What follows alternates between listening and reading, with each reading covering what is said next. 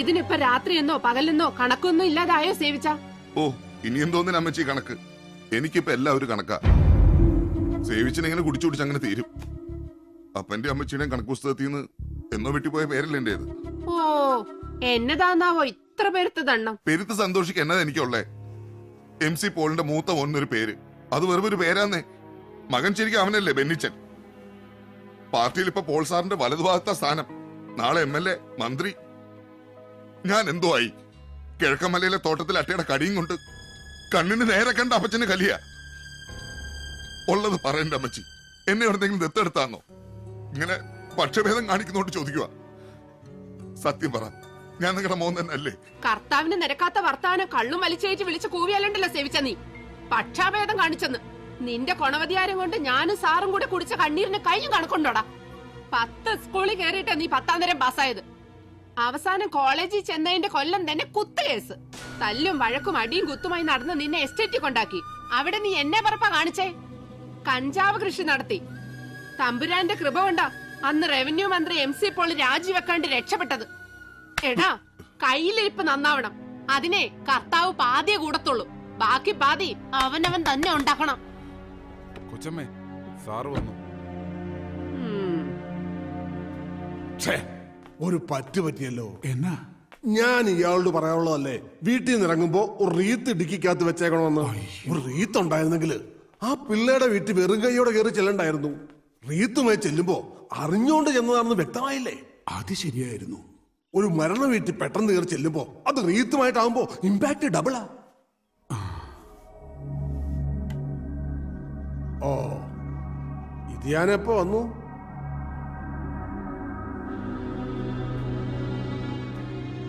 അതെ, ഭരണം കയ്യിലില്ലാത്ത സമയം, പാർട്ടിക്കകത്തെ ഇഷ്യൂസ് വേറെ. ഇതിനിടയിൽ നീ ഉണ്ടാക്കുന്ന അട്രോസിറ്റീസ് കൂടെ മാനേജ് ചെയ്യാൻ എനിക്ക് പാടാം. അതുകൊണ്ട് ഇവിടെ വല്ല അത്യാവശ്യവും എന്ന് വെച്ചാ ഇവളോ ഞാനോ അങ്ങ് മേലോട്ട് എടുത്തോന്നോ മറ്റോ അറിഞ്ഞാലേ നീ കോട്ടയം ജില്ലയിലേക്ക് വരേണ്ട കാര്യമുള്ളൂ. കടുത്തുരുത്തി MLA ഉമ്മച്ചന്റെ രാജി ആവശ്യപ്പെട്ടു. അവിടെ നടക്കാൻ പോണ ബൈ ഇലക്ഷനില് ബെന്നിച്ചനെ നിർത്താനാണ് എന്റെ പ്ലാൻ. അതൊന്ന് കഴിയുന്നവരെ നിന്റെ ഉപദ്രവം ഉണ്ടാവരുത്.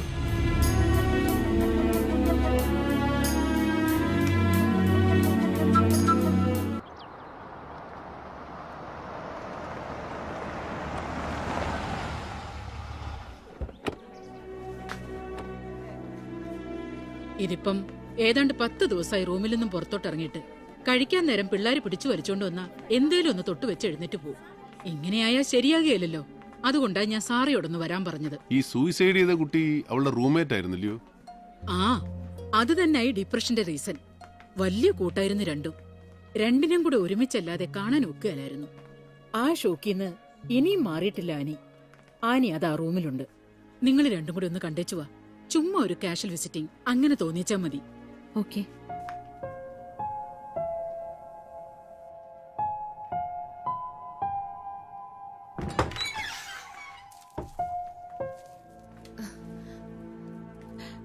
ഇത് എന്നാ കോലവാടി? ഓ, നല്ല സുഖമില്ലായിരുന്നു. ഇതെന്നെ രണ്ടാളും കൂടെ. നിന്നെ ഒന്ന് കാണാൻ. ചുമ്മാ കാണാനല്ല, നീ ഇവിടെ കുറച്ചു ദിവസമായിട്ട് നിരാഹാരവ്രതവും മുറിയടച്ച് കുത്തിരിപ്പൊക്കെയാണെന്ന് നിന്റെ വാർഡനമ്മച്ചി പറഞ്ഞു. അതിന്റെ നിജസ്ഥിതി ഒന്ന് അറിയാൻ വന്നതാ. എന്നതാ ഉദ്ദേശം? ക്ലോസ് ഫ്രണ്ട് ഹോസ്റ്റൽ ബിൽഡിംഗിന്റെ ടെറസിൽ നിന്ന് ചാടി മരിച്ച കഥയൊക്കെ അറിയാം.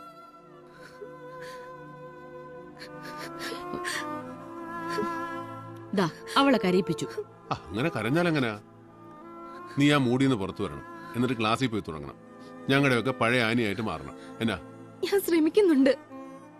ഓർഫനേജിൽ വെച്ചിട്ടുള്ള പരിചയമായിരുന്നു അർച്ചനയായിട്ട്. എന്നെ പോലെയല്ല, പാരന്റ്സിനെ ഓർമ്മ വെക്കും മുമ്പേ നഷ്ടപ്പെട്ടതായിരുന്നു അവൾക്ക്. അവൾക്ക് ഞാനും എനിക്ക് അവളൊന്ന് കരുതി പഠിത്തത്തിൽ മാത്രം ശ്രദ്ധിച്ച് ജീവിക്കുകയായിരുന്നു ഞങ്ങള്. അങ്ങനെ എളുപ്പമൊന്നും എനിക്കങ്ങ് മറക്കാൻ ഒക്കുകയല്ല. വലിയ ട്രാജഡിക്ക് ചെറുപ്പത്തിലെ സാക്ഷിയാകേണ്ടി വന്നവളാണ് നീ. ഇങ്ങനെ തളർന്നാലേ അതിൽ വിഷമിക്കുന്ന ഞങ്ങൾ ചിലരുണ്ട്. അറിയാം. അവൾ ഓക്കെ ആവും. ഡേവിഡ് ചെന്നാട്ടെ, ഞാൻ കുറച്ചു നേരം ഇവിടെ ഇരിക്കാം. ഇരിക്കുന്നതാ കൊള്ളാം. അതവളെ ചുമ്മാ പാമ്പർ ചെയ്ത് വഷളാക്കാനാവരുത്. ചെയ്യാൻ പോട്ടെ മോളെ. ആ അതെ, ഇനി ക്ലബ്ബിൽ ചെന്നിരുന്ന് ഇതിന്റെ പേരും പറഞ്ഞ് കള്ളു കുടിച്ച് നേരം വെളുപ്പിക്കണ്ട. നേരത്തെ കാലത്തെ വീട് പിടിച്ചോണം. ഞാൻ വിളിക്കും.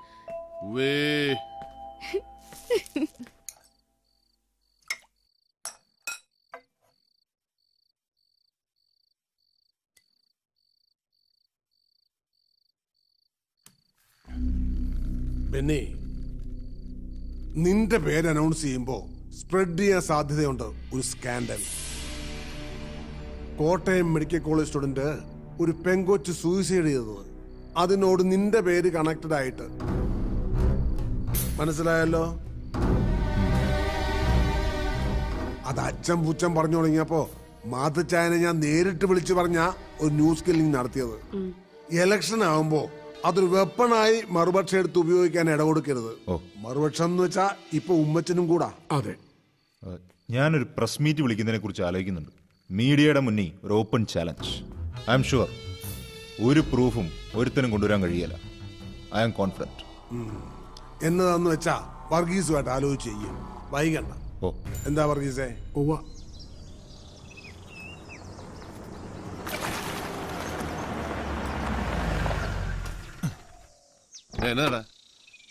ഇരി, ഞാനിപ്പോ വരാം. എനിക്ക് ക്ലബ്ബിൽ ചെന്നിട്ട് അർജന്റ് കാര്യമുള്ളത്. പോവാന്നേ.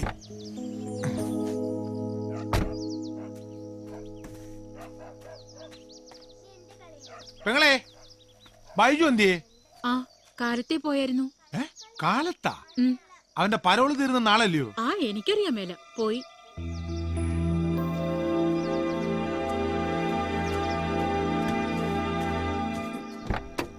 എവിടെ പോയടാ?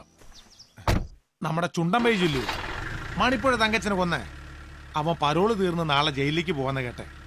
എനിക്കൊരു മരുന്ന് അച്ചായന്റെ അപ്പച്ചനും കൊടുത്തേക്കണ്ടായിരുന്നു. നാളെ പരോള് തീരുന്നവൻ ഇന്നേ മുങ്ങിയത് എന്തിന്? അവന് ജയിലിലെ മീൽസ് അത്രയ്ക്ക് പിടിച്ചു കാണും. നീ വണ്ടി എടുക്കടാ പോപ്പ.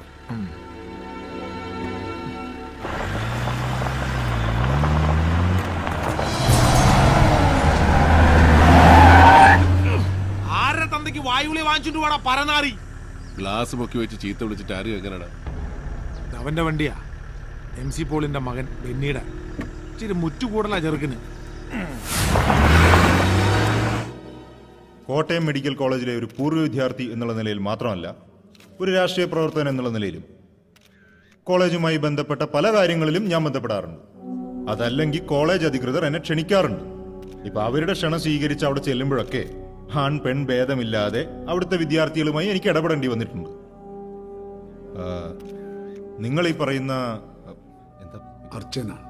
അർച്ചന ശങ്കർ എന്ന പെൺകുട്ടിയെയും ഞാൻ അവിടെ വെച്ച് കണ്ടു കാണും.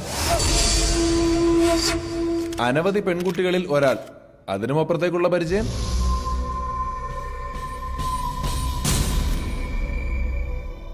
സുഹൃത്തെ, ഈ ചോദ്യവും ഒരു മാധ്യമ പ്രവർത്തകന്റെ ജിജ്ഞാസയും, കേൾക്കാൻ ആഗ്രഹിക്കുന്ന ഒരു ഉത്തരം, അതല്ലെങ്കിൽ പറയുന്ന മറുപടി ഇന്ന് വേണ്ട മറുപടി ഉണ്ടാക്കിയെടുക്കാനുള്ള നിങ്ങളുടെ ഈ സ്കിൽ. ഒരു പൊതുപ്രവർത്തകന്റെ ജീവിതം ഇത്തരത്തിലുള്ള ചെളിവാരിയറിയലുകളൊക്കെ സഹിക്കാൻ ബാധ്യസ്ഥമാണ്.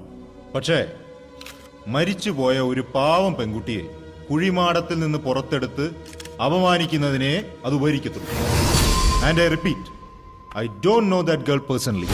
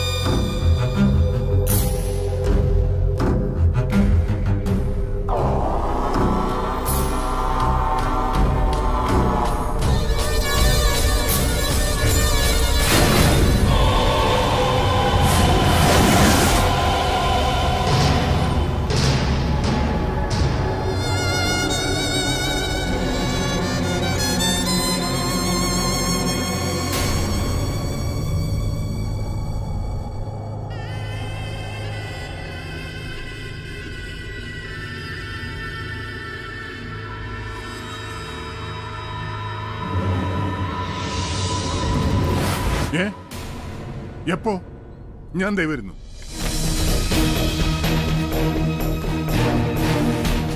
Sir, follow me. Sir,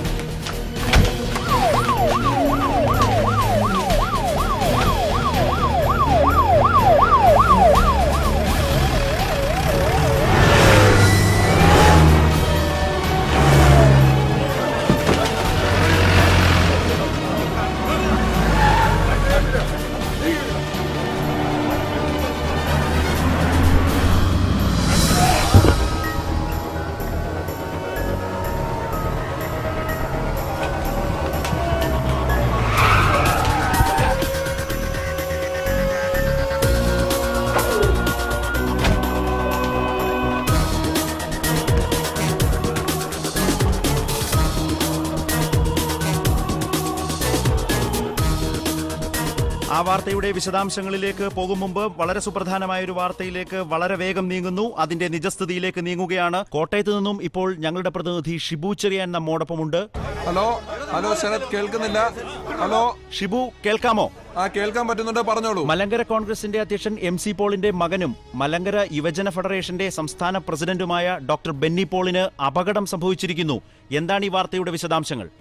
Sarath, ആദ്യം അടിസ്ഥാനരഹിതമെന്ന് തോന്നിക്കുകയും പിന്നീട് സത്യമാണെന്നറിയുകയും ചെയ്ത ഒരു വാർത്തയാണിത്. ഡോക്ടർ ബെന്നി പോൾ കൊല്ലപ്പെട്ടിരിക്കുന്നു. ദാരുണമായ ഈ വാർത്ത അറിഞ്ഞ് സംസ്ഥാനത്തിന്റെ വിവിധ ഭാഗങ്ങളിൽ നിന്നും നിരവധി രാഷ്ട്രീയ പ്രമുഖർ ഇപ്പോൾ ആശുപത്രി പരിസരത്തേക്ക് എത്തിക്കൊണ്ടിരിക്കുകയാണ്. ശരത്, ഇവിടെ എന്നോടൊപ്പം കോട്ടയം SP രാജഗോപാൽ ഉണ്ട്. കൂടുതൽ വിവരങ്ങൾ ശ്രീ രാജഗോപാൽ പറയുന്നതായിരിക്കും. കുമരകത്തുള്ള ഡോക്ടർ ബെന്നി പോളിന്റെ ഗസ്റ്റ് ഹൗസിലെ കിടപ്പുമുറിയിലാണ് മൃതദേഹം കുത്തേറ്റ നിലയിൽ കണ്ടെത്തിയത്. ആ അതിഥി മന്ദിരത്തിലെ വാവച്ചൻ എന്ന വാച്ച്മാൻ ദാരുണമായ ഈ കാഴ്ച കണ്ടാവണം ബോധരഹിതനായ നിലയിലാണ്. അയാളെ ഈ മെഡിക്കൽ കോളേജിലെ തീവ്രപരിചരണ വിഭാഗത്തിൽ പ്രവേശിപ്പിച്ചിരിക്കുകയാണ്. അയാൾക്ക് ബോധം തിരിച്ചു കിട്ടിയാൽ മാത്രമേ കൂടുതൽ എന്തെങ്കിലും വിവരങ്ങൾ അറിയാൻ കഴിയൂ. ആരാ ഈ ചെറുക്കനെ താങ്ങിയത്? ഇവൻ വണ്ടിയും പറപ്പിച്ചിട്ട് പോകുന്നത് ഞാനും സൂവും രാവിലെ കണ്ടതാ. ചേട്ടാ, അതിന്റെ ഇടയില് കഷ്ടം. ഈ ചെറുക്കനിലായിരുന്നു പോൾ സാറിന്റെ പ്രതീക്ഷ മുഴുവൻ. അണ്ടർ ട്രെയിനിങ്ങിലായിരുന്നു പയ്യൻ. കുഞ്ഞച്ചോ, ഒന്ന് പോണല്ലോ പാലായിക്ക്. എന്നാ ഓരോന്ന് പറ. മരിപ്പിന് പോകുമ്പോ അങ്ങനെ ഉണ്ട്. ചെയർമാനും MLA യുമായ ശ്രീ MC പോളിന്റെ പുത്രനാണ്.